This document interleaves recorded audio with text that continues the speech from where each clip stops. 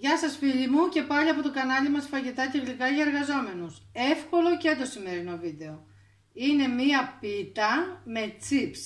Για να τη δούμε. Θα χρειαστούμε ένα σακουλάκι πατατάκια, μισή κούπα κασέρι τριμμένο και ένα αυγό. Τρίβουμε τα πατατάκια με το χέρι, τα πατάμε να τα κάνουμε σκόνη. Έχουμε χτυπήσει το αυγουλάκι. Το ρίχνουμε μέσα στο σακουλάκι. Το ανακατεύουμε πάλι με το χέρι. Και ρίχνουμε τώρα και το κασέρι. Και τώρα τα ανακατεύουμε όλα μαζί.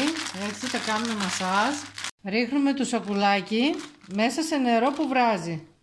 1/4. Έτοιμη, την αφήσαμε να κρυώσει. Και για να δούμε από γεύση. Είναι πάρα πολύ νόστιμη. Τα πατατάκια έχουν ιδιαίτερη γεύση. Εύκολη, γρήγορη και νόστιμη. Φτιάξτε την. Αυτά φίλοι μου για σήμερα, την άλλη εβδομάδα πάλι μαζί. Γεια σας!